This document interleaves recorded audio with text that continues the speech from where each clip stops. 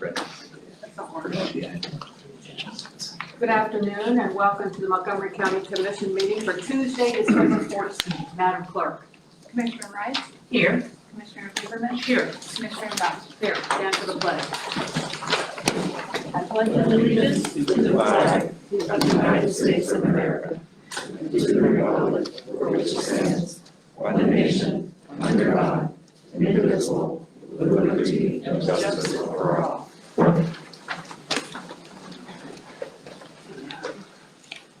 Okay, first up, we have the county engineer.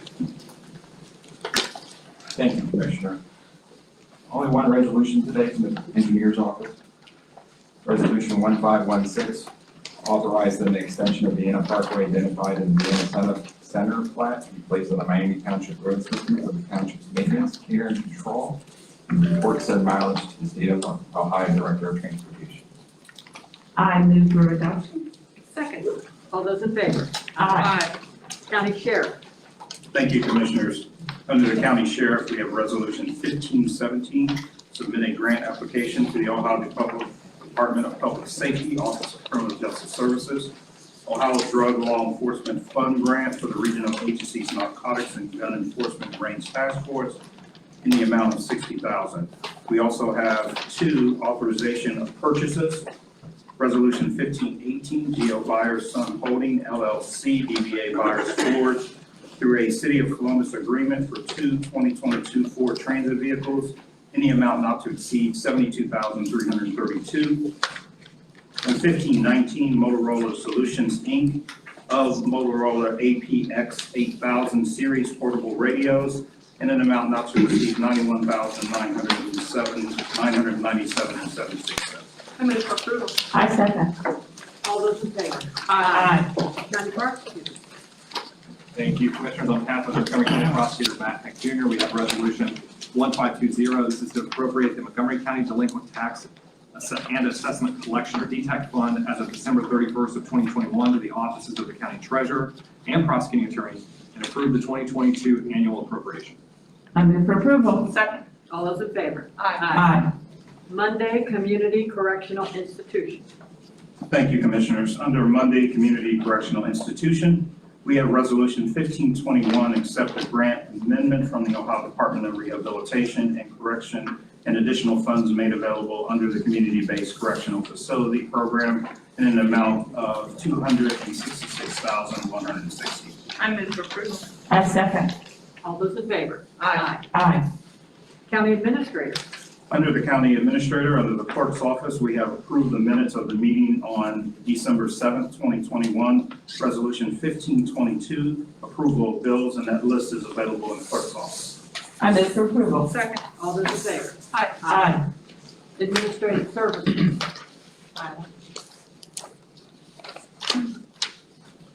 Good afternoon, Commissioners. We have a number of resolutions for your consideration today. The first of which is 1523. This is the approval of personnel action. This list is available in the clerk's office. 1524 authorizes a memorandum of understanding between the sheriff and the Montgomery County Solid Waste District for two deputies to assist in litter collection and other environmental duties in an amount not to exceed $254,770 through December 31st of 2022 with options to renew. 1525 amends the agreement with Raptelis Financial Consultants Incorporated for on-call water and wastewater services by adding $57,780 to the original amount for a revised total of $87,780 and extending the term through December 31st of 2022. 1526 authorizes a technical services agreement with the Greene County Sheriff's Office for access to the Justice Web Reports module with a revenue not to exceed $500 through December 31st of 2022.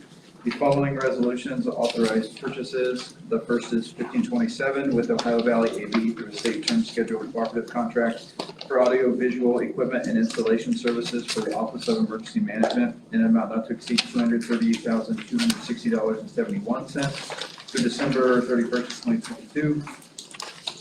1528 is with AMCS Resource Technology for the 2022 PT Scale Compactor Interface Development, Touchscreen Hardware, and On-Site Installation for the Environmental Services Department in an amount not to exceed $49,995. 1529 is with Media Partners Corporation for online employee training for the Human Services Department in an amount not to exceed $10,890 to January 31st of 2023. The last four resolutions authorize technical services agreements for Justice Web interactions and reports through December 31st of 2022. The first is 1530 with Butler County Children's Services with the revenue not to exceed $25,000. 1531 with Butler County Area Courts Probation Department with a revenue not to exceed $5,000. 1532 with Butler County Adult Probation Department with a revenue not to exceed $5,000. And last is 1533 with Wayne County Adult Probation Department with a revenue not to exceed $5,000. I move for approval.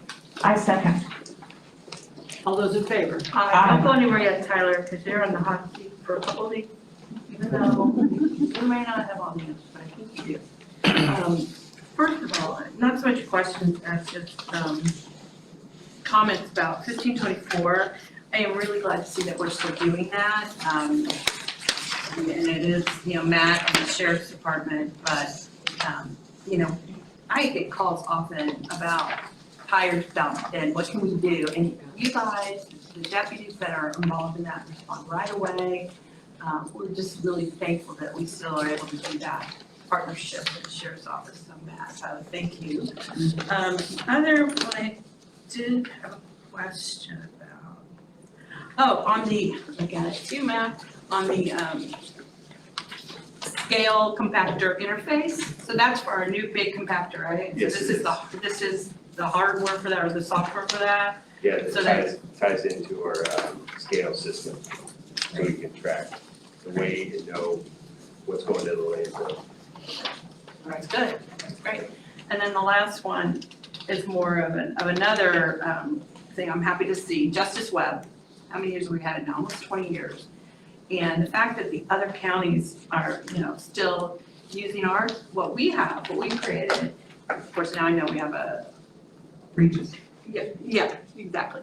But this is so good because, our county borders shouldn't limit the information and knowledge we have about who's going into our jail. So I'm just happy to see that we're working with our fellow counties, Butler and Greene. Yeah, I think it's a total, we've got like 18 counties and about 330 different jurisdictions. That's great. I remember when it started and Commissioner Foley. Foley Mhm. went to these different counties and spoke in front of the commissioners and the sheriff and everybody else and really caught on. It's a great tool. It's great. It is a great tool, and because the judges use it every day. Of course, we see the number of people that are in the jail every day, but the judges really drill down and see who's been in for how long. Why are they there? Are they in a probation violation? Are they there for whatever reason? And it's been such a great tool, and I don't think we talk about it enough, so thank you. Commissioners, before you approve, and since you brought it up, Commissioner Lehman, Matt, why don't you talk about what the new compactor will do for the public, so they'll know how all this ties up. Thank you, Todd. Yes, we're expected to get the new compactor this spring, 2022. It'll be on the public side. We have 5 tunnels or places where the trash gets dumped, and this is in one on the public side. So it'll make us more efficient where we typically, right now, we have to close down the public side once or twice a day to move that trash out. It's gonna make us more efficient as it crushes it right there. That's great. We're excited. It's really going to be helpful. Okay. Thanks. Environmental services, Matt, you're right there. All right. Good afternoon, Commissioners. I have 8 resolutions today for your consideration. First is 1534, solicit request for qualifications for consultant services for the Locust Camp Water Main Replacement Project, Del Ridge Water Main Replacement Project, and the Delwood Estates Water Main Replacement Project. Resolution 1535, amend the connection fee and ancillary fee schedules through December 31st, 2022. 1536, set the dates, times for the 2022 regular meetings for the Solid Waste Advisory Committee, the Solid Waste Management Policy Committee, and the Financial Advisory Committee. Following 5 are to amend agreements. 1537 with Kinnison Excavating, Inc. for the Terrace Villa Sanitary Sewer Improvements Project by extending the term of the agreement through July 15th, 2022. 1538 with Prime AE Group, Inc. for the Sheldon 12-inch water main replacement project by extending the term of the agreement through December 31st, 2022. 1539 with CDM Smith for the water redundancy project by extending the term of the agreement through December 31st, 2023. 1540 with Black and Beach Corporation for the sanitary conveyance and treatment Western Regional project by extending the term of the agreement through December 31st, 2024. And the last one is 1541 with Fishback Inc. for the concrete tank rehabilitation Eastern Regional Phase 3 project by adding $39,800 to the original amount for a revised total of $138,800 and extending the term of the agreement through December 31st, 2022. I move for approval. Second. All those in favor? Aye. All right, John, you're up, OMB. Thank you very much.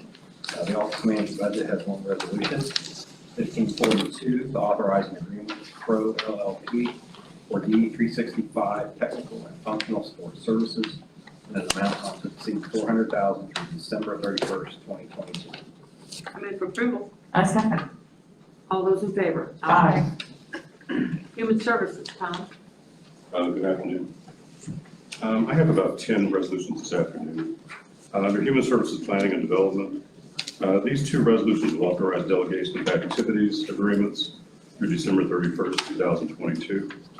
1543 is with St. Vincent de Paul for emergency shelter diversion services in an amount not to exceed $67,305 fiscal year 2021 emergency solution grant funds. And then 1544 is also with St. Vincent de Paul for emergency shelter services for residents experiencing homelessness in the amount not to exceed $100,958 of fiscal year 2021 ESG funds.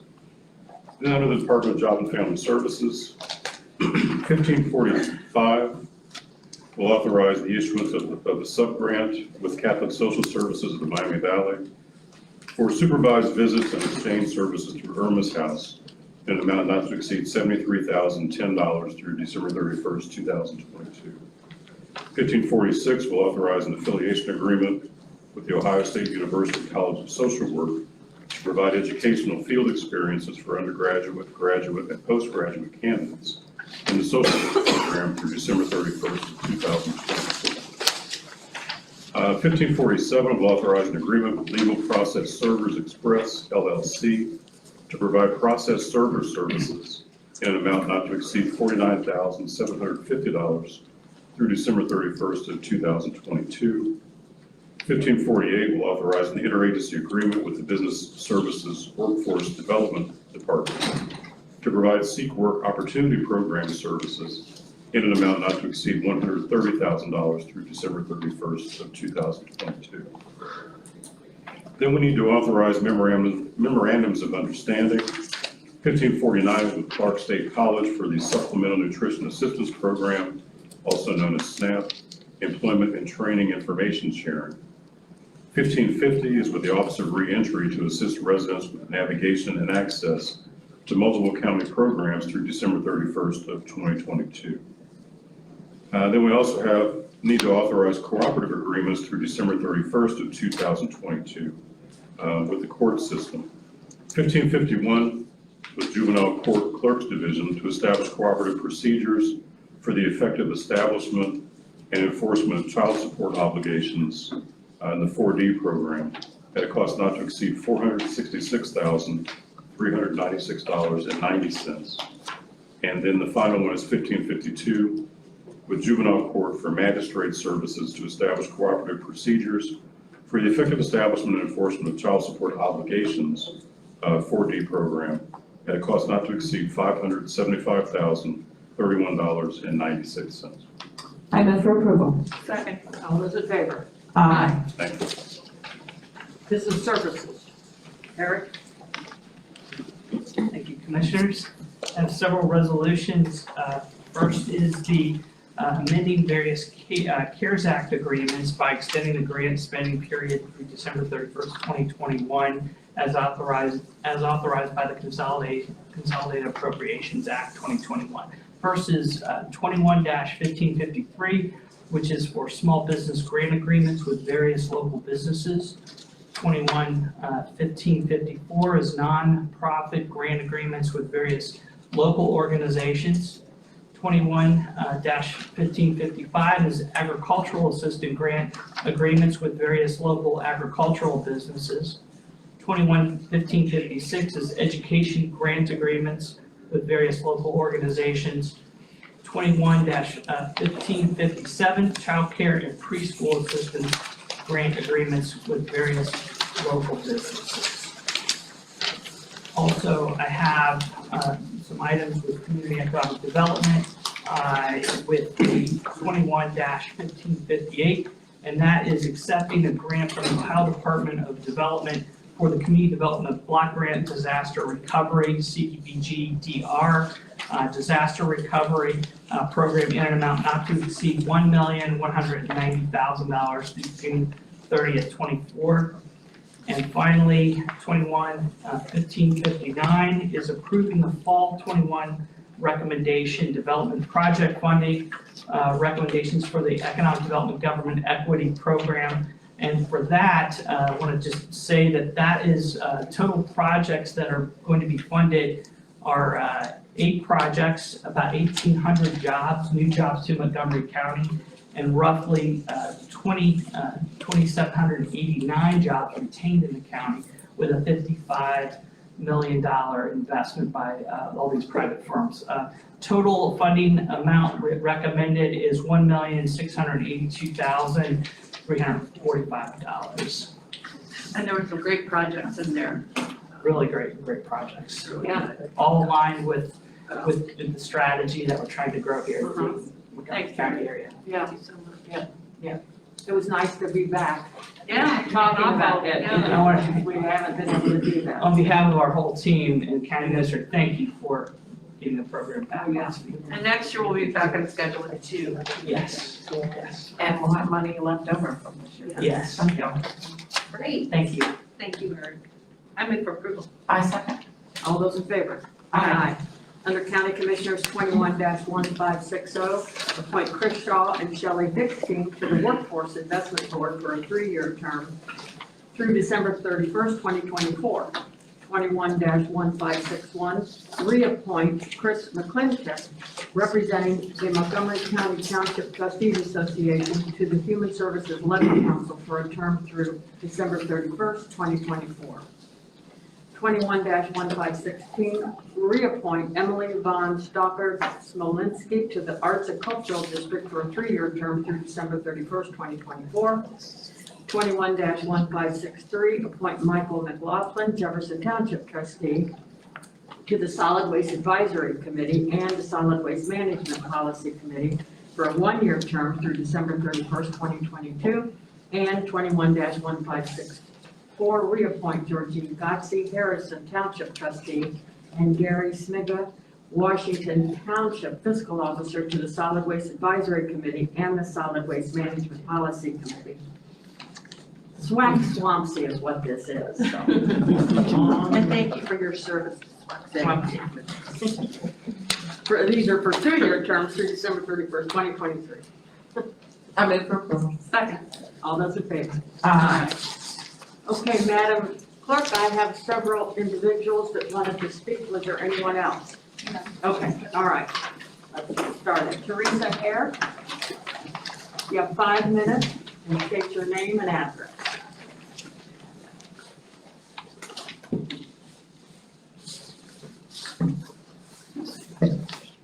My name is Teresa Hare. My address, work address is 117 South Main Street, the White Old Building on the 4th floor. I'm a Montgomery County Public Defender, and I was asked by the Jail Coalition if I would come talk to you a little bit about the planned jail renovations and possible expansion. At least 2 of you commissioners might recall my boss, the man who originally gave me my job in the early 80s. He's quite a colorful person, and I was thinking of him as I drove over here because his comments to this, if he were here, would be to quote Blazing Saddles and say, jail, we don't need no stinking jail. But we do. My office absolutely recognizes that we need a jail. And the decision you have on what kind of jail to build, because it definitely needs renovation. It's unsafe for inmates and staff. So what do you do with the county's money? Because whatever you decide will impact citizens and law enforcement for years, if not at least a decade. I would submit to you that a few good things came out of COVID, believe it or not, and one of them was that we ended up establishing a partnership with Sheriff's Office. We started, their staff initiated this, they started contacting us with the sheriff's permission to see if we could help get people out of jail. These were low-level nonviolent felons and these were nonviolent misdemeanors, many of whom were at risk for COVID, were they to contract it. And so we filed over 200 motions with all the local courts to get folks out of jail. We got those folks out. And what we learned was not only we enjoy working with the sheriff's department on things like this, but also nothing bad happened. Crime didn't run amok in the streets. It was all okay.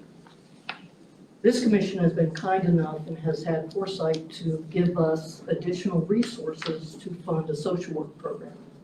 And I know from personal experience that because of that, people who otherwise might be in jail, especially I'm on a felony docket for felony, were released, and with guidance, sometimes a lot of guidance from our social workers, they made it back to court and they made it onto probation, and now they're doing very well. So there are good things that can come from giving people a chance, and not housing people pre-trial is one of the reasons why the bond statute and the bond rules were modified.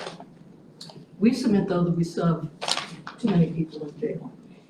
And when you have people in jail pre-trial that shouldn't be there, the problem is that they lose so much.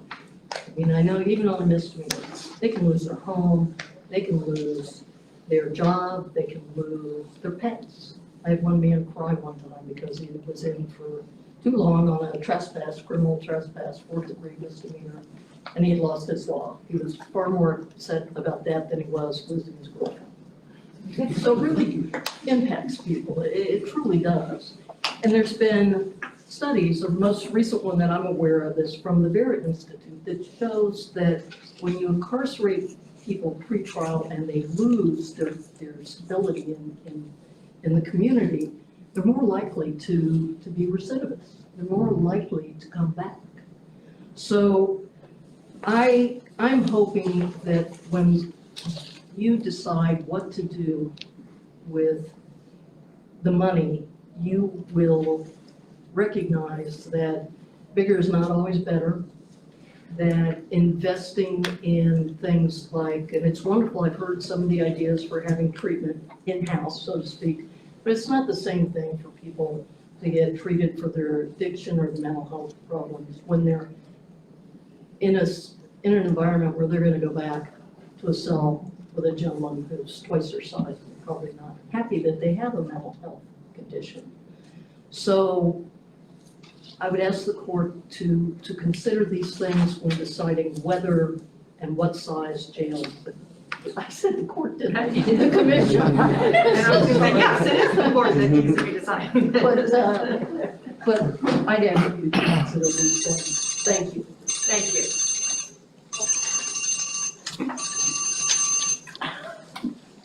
Okay, all right, next up, Julio Mateo. Again, 5 minutes, state your name and address. Thank you. My name is Julio Mateo. Address is 215 Ice Avenue, Unit 400, Dayton, Ohio. Openness leads to better informed citizenry, which leads to better government and better public policy. This is a quote from the Montgomery County's Public Records Office. I am speaking today about transparency and community engagement in public decision making. The Montgomery County Jail Coalition has been working to better inform the community about the plans for the Montgomery County Jail, and to create opportunities for community members to participate in these decisions. In 2019, the Justice Committee, which included 6 community members, concluded that the county jail does not provide a minimally adequate environment for staff or inmates, and that the county should plan for the ultimate replacement of this building with a modern correctional facility that can house offenders in a humane manner, provide needed program services, and afford staff and inmates a safe environment. To be clear, this coalition is not questioning these findings or these challenges or this direction. However, we do believe that the community must be well-informed, engaged, and able to participate in the process of addressing these challenges. After the committee released the report, the county contracted with the company, HDR, to conduct a needs assessment and propose design options for the new jail. This contract was apparently expanded earlier this year to deliver the county more options, including a full-built new jail. To my knowledge, the county has not voluntarily shared any information about the jail plans or updates with this coalition or the public at large over the past couple of years. Information obtained through public records requests suggests plans for a larger jail with over 900 beds. In September, we invited you to a town hall and you declined to participate. The town hall was aimed to foster dialogue, open dialogue between community members and public officials and reduce public confusion about the status of the new jail and the decision-making processes. You assured us that you will engage community members after you have final designs from HDR. We're disappointed that you were not interested in using this opportunity to engage before the final plans are available to better evaluate them and guide your decision, or to engage the community on topics of public and community safety, or to advance the county's strategic goals regarding incarceration alternatives. In October, over 50 Montgomery County community members met to collectively outline a positive, productive, and fair process that would meet the public expectation of transparency in the county's decision-making process surrounding a new jail. As one participant put it, we believe that transparency should be everywhere and inescapable. Participants emphasized that the county must provide ample time for the community to provide input. The process up to now has taken almost 2 years, and at least 4 months, we believe at least 4 months should be set aside for community meetings and input. The county must also demonstrate how the public's voice will be included in the final plans. We want to know that our input will be taken seriously. Participants in that will also describe a process that is accessible, representative, and accountable. Accessible in that it fully utilizes all channels of communication to invite input, provides at least 3 weeks advance notice of all public input meetings, uses plain language and multiple languages in all updates and communications, and arranges public meetings in multiple formats, times, and locations. Representative in that it includes diverse people, especially those who are directly impacted by incarceration, ensures consultants have full understanding of jail population reduction strategies, and relies on credible experts to advise and address the root cause of incarceration, like bail reform, citation release, and community-based treatment. And accountable in that it proactively publishes all details of funding sources and total cost, publishes the timeline of jail planning and construction, and makes all updates and meeting notes and presentations readily accessible to the public as soon as possible without the need to file public records requests. When this was shared, the county administrator and sheriff assured us again the committee would be engaged once final designs are available. However, neither the county administrator, sheriff, or commissioners have yet acknowledged that they have heard the type of community engagement the public wants, have yet to commit to engage with our community in an inclusive, representative, and accountable manner, and have yet to ensure that enough time will be allotted to provide input and the input will be taken seriously and included in the final plans. We're asking the county commissioners to commit to an inclusive, representative, and accountable community engagement process like the one described by participants in our town hall meeting. We believe that increased openness will result in better government and better public policy, which ultimately will benefit us all. Thank you. Thank you. Ted Fuller. Give you 5 minutes, get your name and address. Thank you.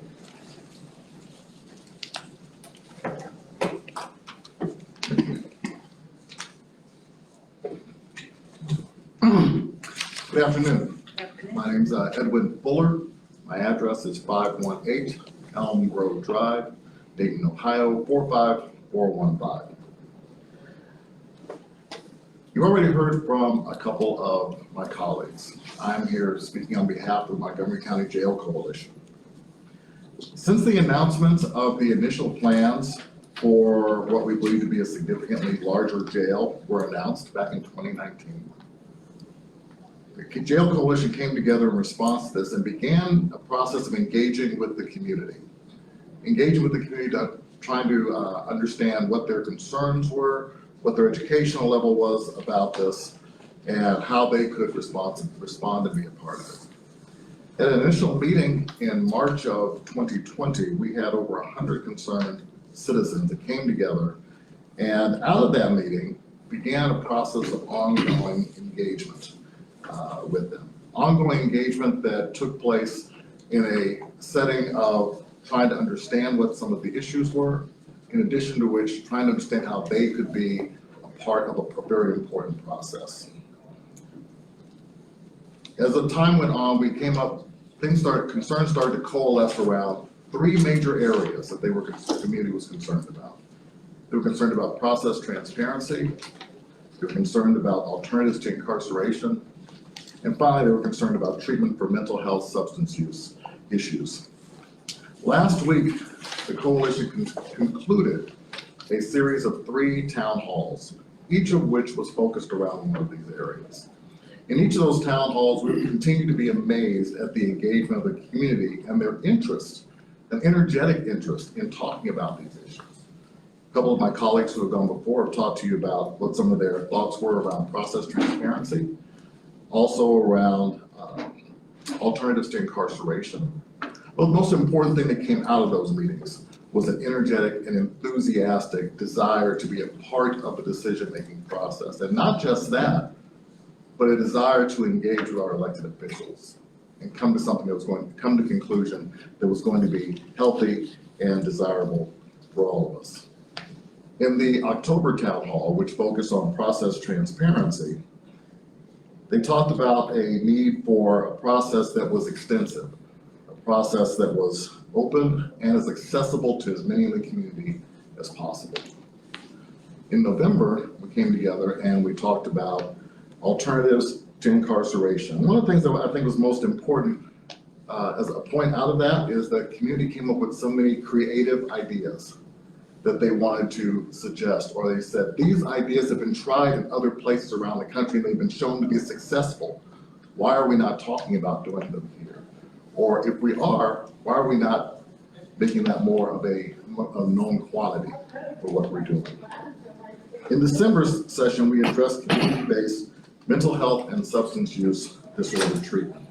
Because as participants vigorously argued, people who are ill should not have to be in jail to get treatment. The importance of our speaking here today to you is to make you aware not only of the fact that the community is engaged, but they continue to want to be engaged. They continue to want to be involved with you. To be honest, they were disappointed that none of the commission were able to attend directly to our town halls because they wanted to hear what you have to say.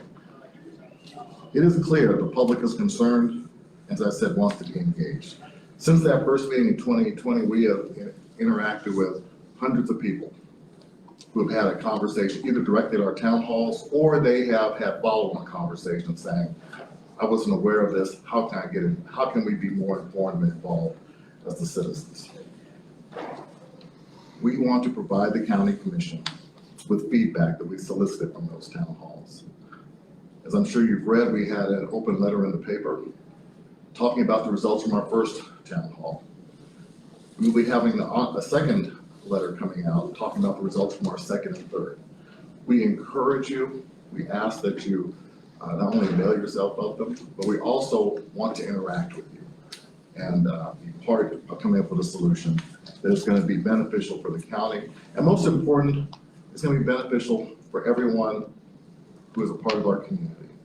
So many parts of our community are marginalized and don't feel like they have a voice. Or if they have a voice, it's not really going to be listened to. We ask that you prove that otherwise. Thank you. Thank you. Joel Proof. Again, 5 minutes and state your name and address. Thank you. Thank you very much. My name is Joel Pruse. I live at 232 Park Drive in Dayton, 45410. I'm here to deliver the open letter that Edwin just alluded to. that's come out of the last two town halls that again is the product of both an educational process as well as a dialogical process where folks got together and talked about why this matters to them, right? Why they care about this, why they care about this urgently. And it reads as follows, and I'll be leaving copies of this with you as well as copies of a fact sheet that we've generated with research support from a UD undergrad in criminal justice studies. As early as this month, HDR, the contractor hired by Montgomery County to design plans for the future of the county jail, will deliver their proposals to the county commissioners. And thus we've arrived at a critical moment. A public records request we submitted revealed that the county recently asked HDR to draft a proposal for a jail with 850 beds. This would nearly double its size and well surpass the population in recent years. This option contradicts the county's own strategic plan that identifies the need to, quote, advocate for justice programs that provide alternatives to incarceration as one item in its section on community well-being. And this proposal is also wildly out of sync with the values expressed in town halls hosted by the Jail Coalition this fall. In these sessions, residents gathered to learn about ways to reduce the jail population and coalesce around an innovative and evidence-based vision for the future of public safety in Montgomery County. This letter captures the sentiments of community members and articulates a set of humane and sensible alternatives to incarceration that must inform the commissioner's decision. Best practices make clear that reforms to bail and arrest protocol, coupled with community-based treatment services for people with mental health and substance use disorders, can have a significant and long-term effect on the reduction of incarceration rates. We must take bold steps and implement smart solutions to reshape how our system functions while enhancing community safety. Half of all people in our jail are held awaiting trial and have not been convicted of the charges against them, many of which are misdemeanors and nonviolent offenses like traffic violations and disorderly conduct. Ending the use of cash bail for minor offenses can lower the jail population by up to 45%, as shown by data gathered in the state of New Jersey, which banned the practice in 2017. Increasing the use of cite and release by issuing tickets instead of arresting people saves police officers time and taxpayers money. It boasts a record of 2/3 of surveyed law enforcement agents support the use of cite and release, and it's been shown to reduce the jail population by up to 25%. In our town halls, participants expressed deep concerns for the way the legal system disproportionately impacts Black and brown communities and criminalizes poor and working class people who struggle to pay even low bail amounts. At the local level, we have the capacity to make systemic changes and eliminate the need for a giant jail. Instead of investing in treatment inside the jail, we must spend money to support and develop community-based services so people don't have to get arrested to get help. Research suggests that up to 44% of local jail populations have a diagnosed mental illness and 68% have a substance use disorder. We know that jail is an ineffective setting for people to get help. Detention compounds mental health and addiction struggles and negatively impacts general wellness. As Helen Jones-Kelly, Executive Director of Montgomery County Adams Board, shared at our December town hall, quote, "We put over $2 million into the jail for mental health services on an annual basis, and let's face it, it will never be enough." There's a clear difference between crisis and crime, between treatment and punishment. And Adams is set to open a divergent program to address this precise issue. Social workers are ready to serve, but need the resources to bolster programs. Increasing incarceration is not the answer to the problems we confront. This is a once-in-a-generation opportunity to end mass incarceration in Montgomery County. No matter your race or financial resources, everyone in our community has a right to equal justice before the law. We can positively shift the tide in the area of mental health and substance use by addressing trauma and stigma, setting a course to sustainable recovery. We know how to reduce the jail population, and we urge the county commissioners to lead us toward this vision. The community will support courageous decision-making, and the Jail Coalition stands poised to organize, convene, educate, and advocate. Thank you very much for your time today. Thank you. May I leave the hard copies for you? Sure.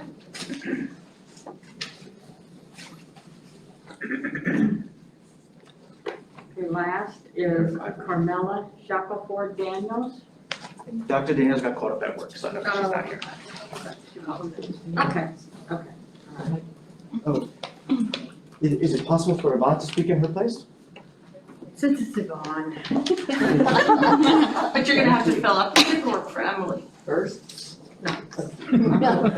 We made that executive decision for you. Just you know.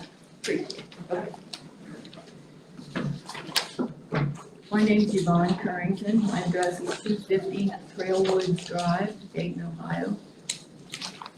I'm representing the Jail Coalition as well. I'm a registered nurse with many years of experience, directly in particular 27 years, in 3 area ER. So the impact of a lot of the things that Joel just talked about are particularly of interest to me.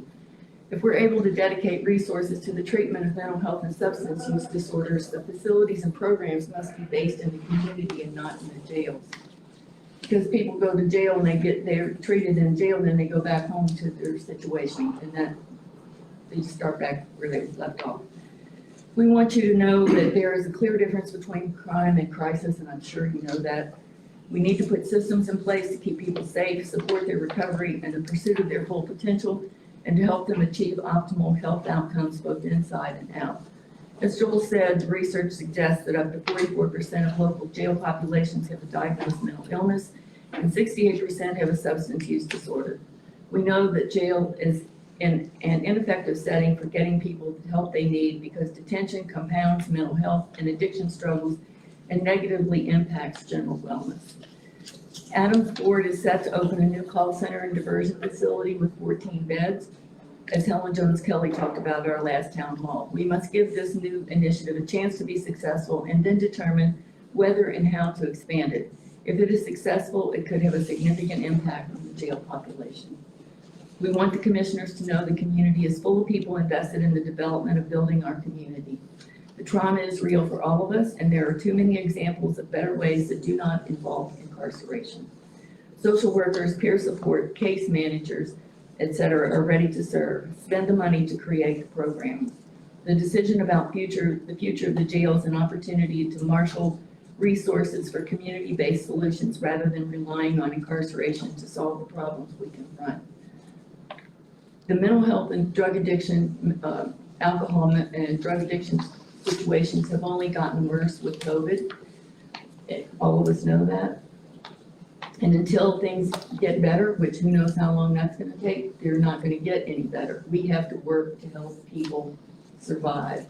Too many people in our community are struggling just to put food on the table and have a roof over your head. We all know that the social determinants of health are the social determinants of everything. You don't have a job, you don't have, that provides for your basic needs. If you don't have a reliable roof over your head, decent food, healthcare, a good education, you're screwed. I mean, it's just that simple. So we all have to work to help people who are struggling. And I thank you all for your time today and listening to what we've had to say, because we really are sincere about this issue. Thank you, Yvonne. Thank you. Thank you all for being here today. Mr. Administrator, did you want to say something? I do, Commissioner. Have you completed all the readings?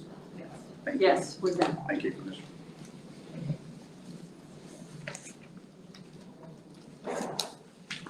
First, Commissioners, I would like to say that the reason the county commissioners are involved in the jail modernization process in the first place is, as you know, the jail operations are really under the purview of the county sheriff.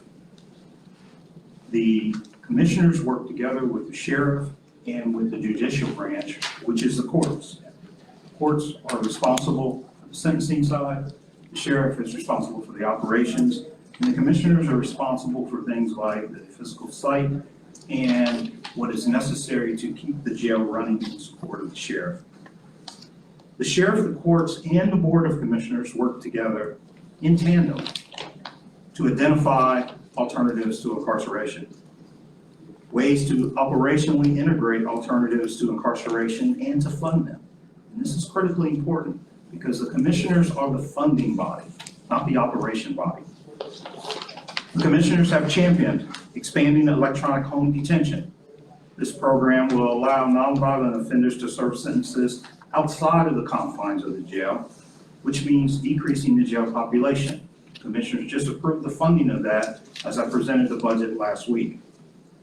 The commissioners also pay for and appropriate all of the physical and behavioral health. That must be done both where a person is, both inside the jail and externally to the jail. So the programs that you talk about at Adamus, those programs are appropriated by the commissioners. And then beginning in January, 100% of our indigent defense for legal defense costs are reimbursed, as our public defender just talked about. Our three commissioners have championed and spent many years in Columbus working with the state to champion free legal aid for those that need it. Now, to bring this back to the plan and where we started. The Justice Committee was established in March 30th of 2017 by Resolution 170530. And this was established as a local independent committee of our citizens, created to review the needs of the jail and present a very transparent way to the community to look at the jail. The committee was made up of community members representing religious, civil groups, law enforcement, and the judiciary, including ex-offender, reentry, academia, behavioral, and medical health. It was co-chaired by Rabbi Bernard Barsky and Dr. Gary Leroy, including voting members Branford Brown, Michael Carter, Stephanie Cook, Reverend David Fox, Tony Rankin, who was later replaced by Kurt Allhouse, Judge Gregory Singer, and Carol Smirks. And although the Justice Committee, including experts in medical and mental health and education and local justice system, civil rights issues, the voting members needed additional expertise in the administrative side of the jail operations. The Justice Committee asked for an outside consultant to be brought in, and at that time we brought in CGL out of Louisville to be a consultant to the committee. That contractor was approved April 2018 by Resolution 1805504. Now in February of 2019, the Justice Committee completed their report. This is that report right here. This is a report of the citizens of the community. The Justice Committee, after releasing that report, made a series of findings about the jail, because the report from the Justice Committee was designed to give the commission, the courts, and the sheriff a blueprint, only a blueprint of next steps. Those series issues include inadequate capacity, poor design, inefficient operations, lack of program space, and the physical condition of the facility. Their number one recommendation is that the county facility does not provide a minimal adequate environment for staff or inmates. Renovation or remodeling to address the many problems with the facility is neither practical nor is it cost effective. The county should commence planning for the ultimate replacement of this building with a modern correctional facility that can house offenders in a humane manner, provide needed program services, and afford staff and inmates a safe environment. Now, HDR was hired later in 2019 to develop alternatives for the commissioners to consider in an effort to make the jail more safe and secure environment for both inmates and staff. HDR was not hired to plan and design the actual jail. HDR was not the final contractor. HDR is only making a series of recommendations and assessments to the commissioners so that we can decide next steps. This is not the ultimate contractor for the jail. No decisions around the jail have been made at this time. In 2019, HDR submitted its proposal for justice consulting planning services related to the jail justice system needs assessment. COVID-19 slowed HDR from creating the design. And again, everything was slowed due to COVID. So this month, we will just be getting the final plans from HDR. Once we receive the final design and the final plans from HDR, the sheriff and I will brief the commissioners. And then this month, we will release the final assessments from HDR, not just to any one group, but to the entire public. We will post it to our website. We will send out a full media release. We will let everyone in the public know. Again, no decisions have been made. These are just assessments to let the commissioners know what can be done with the space and land that you have. What is the correction officer to inmate ratios? What type of building designs you can go through? These are all just assessments. These are not final plans for a new jail. When we receive these designs, and we brief the commissioners, we will release everything to the public. The pandemic slowed initiatives across the country, and this is no different. We will continue to allow HDR to do this work through the end of the month and submit their assessment to the commissioners. Now, this project is nearly 5 years in the making, and it started with citizens like yourself that were concerned about the jail, and they did a fantastic job. And to derail this process and to start anew now wouldn't make any sense, and it would be too costly to the taxpayers. We ensure the community that once everything is completed, and it will be this month, that we will give all information to the entire public.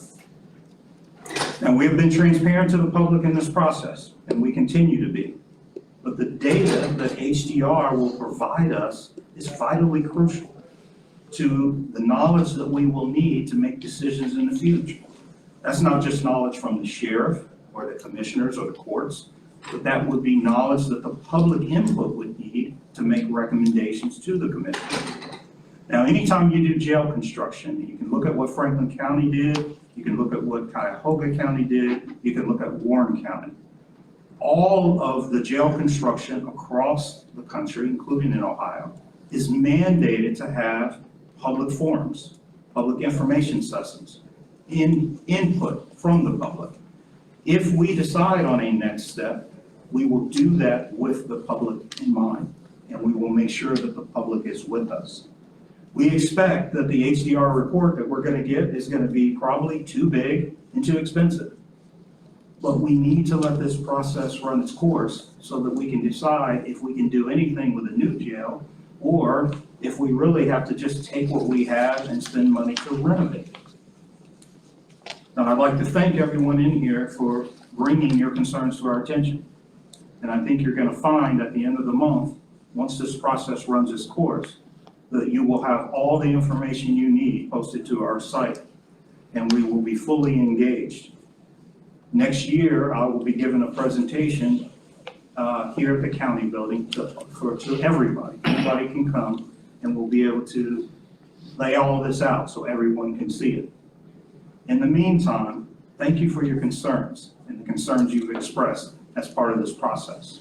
We assure you that we will be totally transparent in making sure the public walks with us if the commission decides and the sheriff decides that there will be a next step. Thank you. Thank you. All right. Do you have any other comments to make? I do, commissioners. On a lighter note, I gave the 2022 budget presentation last week, and I am happy to announce that we once again received the Distinguished Budget Presentation Award from the Government Finance Officers Association. This year is our 39th consecutive year to win this award, and so that tradition has continued throughout multiple county administrators. And we are one of just 2 communities to receive this award many times over. So congratulations to John Parks, our Office of Budget and Management Director.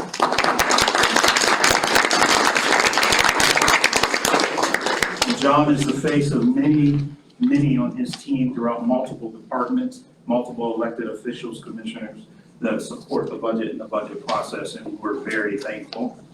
I'd also like to mention that the Healthy Business Council of Ohio will be honoring Montgomery County our wellness program.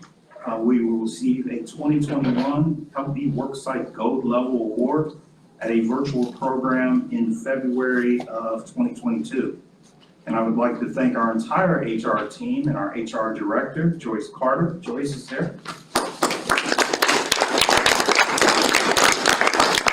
Joyce represents again HR liaisons and HR directors from across the county and the elected officials, and Joyce and her team do a fantastic job. Thank you, Commissioners. Well, I'd like to chime in with a huge thank you to, for the Love of Children, also known as Flock. I had a great opportunity yesterday morning to see their latest delivery of toys for our the foster children in our care. And the amazing thing with Flock is that they've been doing this for 30 years. So this is not a new, this is a passion they've had for decades now. And it was at the Haynes Center, and they brought in just bag after bag. And what was really good, it wasn't just toys, it was down to individual children. And there was a coat, there were mittens, there were hats in there for all of these children. And they had come the week before, and there was another delivery coming, and it filled an entire room at Haynes Center. So we thank them for that. I would also tell you that they're not one-timers a year. Their dedication to those children who really need to know that they matter and that people, they are loved and respected, and we want to, not only they have joy on Christmas morning, but throughout the year. So when school is about to start, they come with all kinds of school supplies, backpacks, and things like that. And I also learned that when some of our kids want to compete in select sports and things like that, that would typically not happen, Flock comes to the rescue in those cases and makes sure that those children have those experiences. So I would just like to say, I told them yesterday, but publicly would just like to commend them for just incredible work. And, you know, last week I told you about the motorcycle clubs that came. I can also tell you I was at a Light of Hope church on Sunday night where the small congregation there, small but mighty, I would say, they're in their 5th year of taking 10 children and their families, and they host them for dinner for the whole family and songs and and I'm telling you, the little girls are dressed to the T, and Santa and Mrs. Claus show up only to provide them brand new bikes, and there were shrieks of, you know. So, you know, that's the kind of thing that holidays are all about. And so I just mentioned a few, but the truth is there's lots of organizations here in our community. We've seen it through the tornadoes and all of the disasters that we've experienced, but a lot of these organizations are here for good and for year after year. So we are blessed to have them, and I just wanted to bring special mention to them. So thank you, Flock, and all of you who do this important work for our children that matters so much to us. Just to add on to Flock, you know, 30 years ago, that small program started in one of the cottages there on the campus, and it was led by some of our caseworkers. And as it kept growing, I remember years ago, when my boys were little, I'd say, come on, we're gonna take these presents to the cottage. And so it's always been a wonderful thing. And then probably, what, Tom, 12, 14 years ago, 12, between 12. it became its own nonprofit, so it kind of spun off from the county. And I will tell you this, Beth Mann, Doug Mann, everybody knows the Tiger, Diagraphal Mann and Schultz. Beth Mann, this is her life. This is it. I mean, she is amazing. The team that she has around there, if anybody can ever go donate over at their place, which is in the Talbot Tower, it's a store. I mean, it's just incredible. And Carolyn named some of the things that they do. Another thing that they do that it just, the first time I went to it, it just brought tears to my eyes. So many of these kids don't get to really go to prom or you know, they don't have the money for prom dresses. And so they provide prom dresses. And they're not the only one in town that does that, but when you see our foster children, and any child that's engaged in children's services over there, getting their prom outfit, and Doug and Beth and Dyer, and, you know, some of the kids will get a limo ride. It's so touching, because these are our kids. These are the county's children. And, you know, as they get older, especially, you know, they're not given as much attention. They don't get the fancy new bikes and, you know, like some of the younger kids do. So Flock is there for our youngest, to those, even our kids that are really out of the system. So I just wanted to give a special shout out to Beth Mann, because she's incredible. And then, changing gears a little bit, I want to take a moment to congratulate one of our fantastic engineers in environmental services. He's back there hiding. Charlie Schaefer was promoted to Assistant Director of Environmental Services. Charlie, stand up. I'm not just like, yeah, there's Charlie. So Charlie has been with the county since the 90s. I'm not sure what year. 1990. 1990. Oh, you started a year before I did with the county. I started in 91. And he oversees the engineering department. And, you know, so he's been assistant director since 2020. And last week, Charlie was named president of the County Sanitary Engineers Association of Ohio.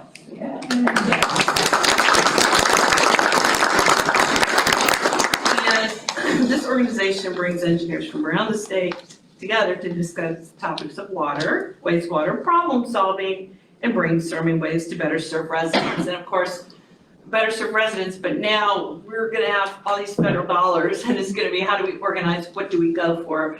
Is it a state dollar, is it a federal bucket? And so I'm glad you're gonna be there in charge. I'm so happy. And we're really, really so happy that you're there, but really proud of you. And you know, over the years, so many of our staff have taken on roles of statewide leadership. So congratulations that your peers throughout the state recognize that. Thank you. Okay. Well, we have other awards here, and also we have to give a shout out to the clerk of our commission, Emily Bradford, who is elected treasurer of the County Clerks Association last week, also in Columbus at the CCAO, conference.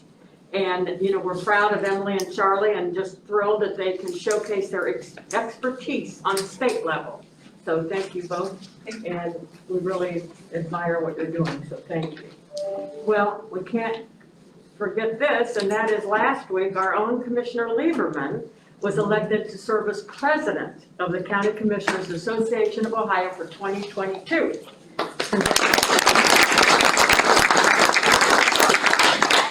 Now, this is Commissioner Lieberman's second term as CCAO president. She also served in 2012 and was first vice president last year in 2021.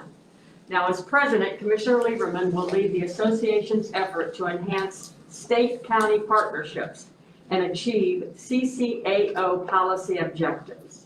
Now, these objectives include additional state support for county jail enhancements, protecting county revenue streams, and relieving some of the unfunded state mandates at the 88 Ohio counties. So congratulations, Commissioner, and we look forward to all the great things you're going to be doing this year. Thank you, Commissioner. Well, I'll be looking to you as well. Oh, yeah. That's fine. Thank you. That's fine. And that's it. I think that's it. And our next meeting is December 21st at 1:30 right here. One other quick thing, and that is, we need to keep our thoughts and our prayers for the individuals in Kentucky and Illinois and just that path, Arkansas, a horrible, horrible tornado. Obviously, several years ago, we experienced a similar thing, not quite the tragedy that they have, but our thoughts and prayers are going out to that day and their families. And remember, the virus isn't over yet, people. I appreciate everybody wearing your masks today, and please stay healthy. Can I add one thing? We had a presentation this morning from our health commissioner. Yes. Just to kind of give us where we are. It was his last presentation to us as he retires, but you know, Southwest Ohio and our county specifically are doing better than other parts of the state. You know, the northern part of the state, the hospitals are full. So at least some people are listening. Yeah. But if you can encourage friends, family, their children to get boosters, to get initial vaccinations. I think one of the reasons that we have been able to keep it is because people are paying attention and people in our county and our region know that it's not over. So Yeah. let's keep it up. All right, I move to adjourn. Second. All those in favor? Aye.